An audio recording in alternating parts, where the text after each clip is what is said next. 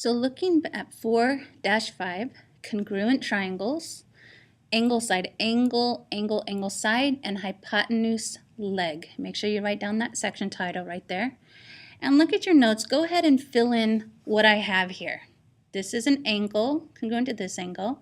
This is an angle congruent to this angle. And all three of these examples look the same to start off with. Go ahead and hit pause and copy these down and then come back to the video. Okay, here's the thing about the first one. It says angle, angle, side. The two angles are next to each other and the side is not between them. The side is off to the other edge. So when you look at these examples, these two angles have to be side by side, but these two angles are here, but the side has to be not between them. So you have two choices. You can either put the side here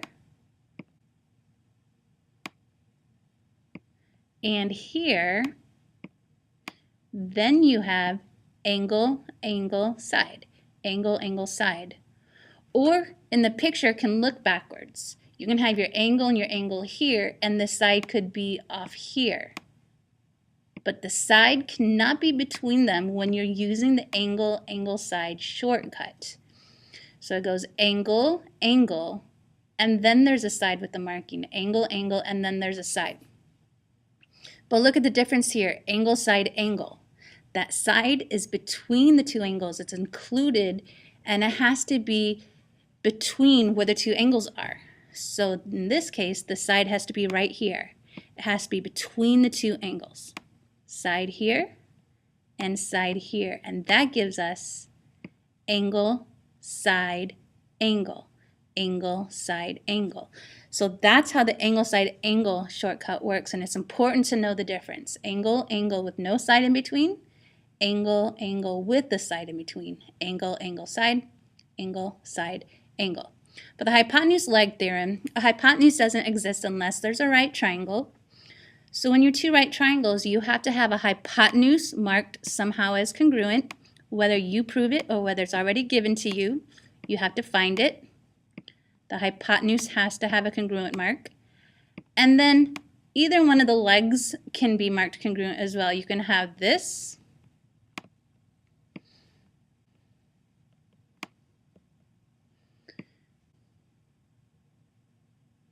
You can have this example right here where this leg is marked congruent to this leg. And then you have hypotenuse leg.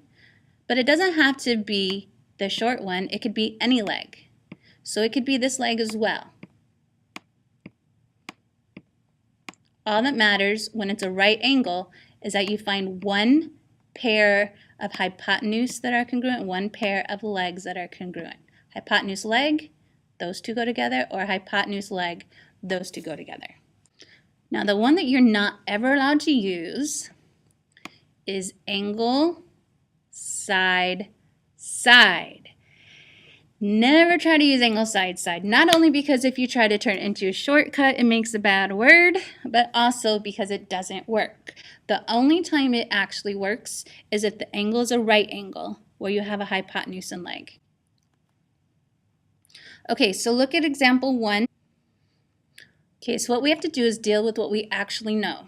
Looking right here, K is congruent to M, and that's also true from the markings in the diagram. So that's the first thing I'm going to write down, is angle K is congruent to angle M. Okay, so if I'm looking at the top triangle as the blue triangle and the bottom triangle as a green triangle, then I see that I already have one pair of angles marked congruent. I need two pairs of angles and a side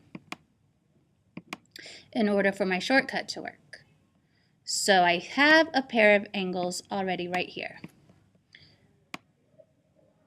Now looking what else I have, I see this reflexive line right here. JL in blue is equal to JL in green. It's the same line. So I'm going to mark that as reflexive, and I'm going to call it a side.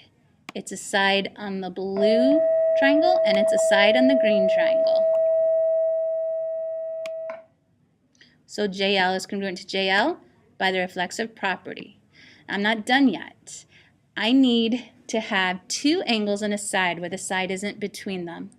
So I go back over here and I look at the next part that I'm given.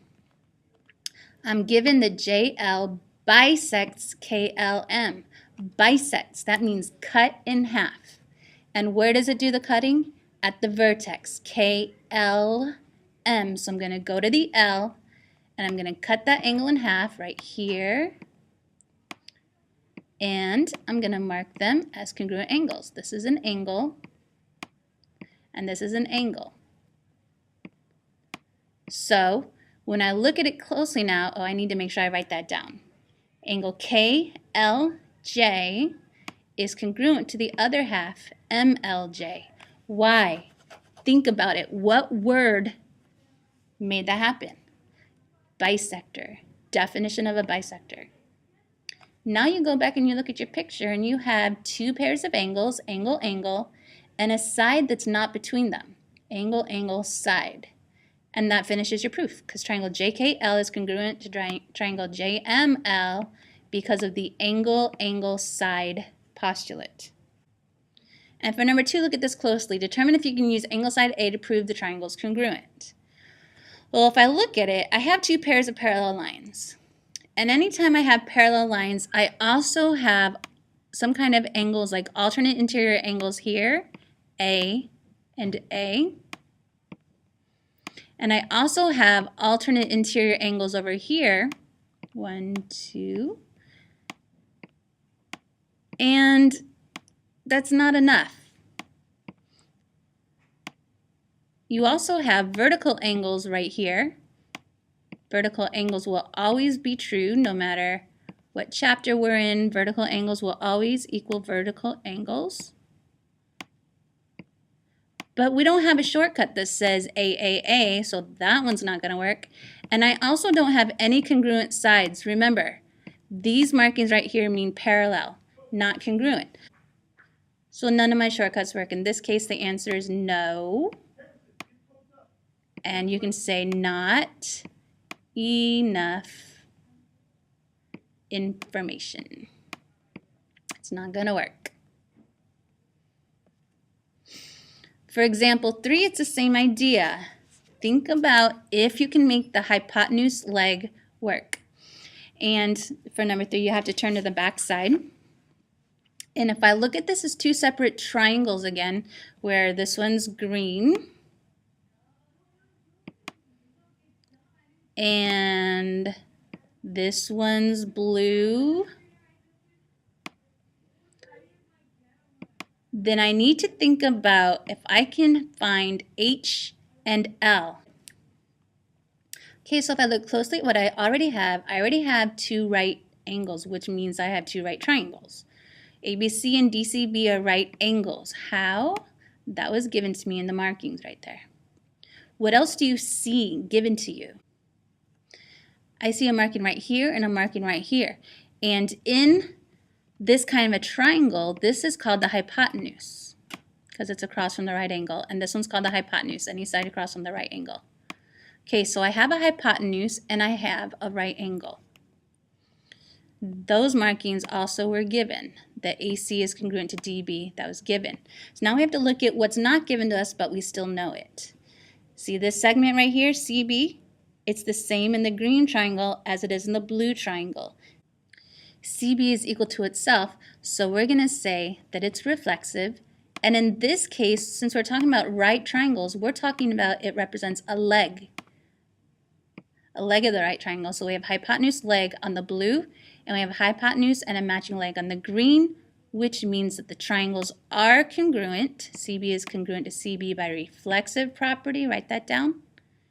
And then triangle ABC is congruent to DCB by the hypotenuse leg theorem.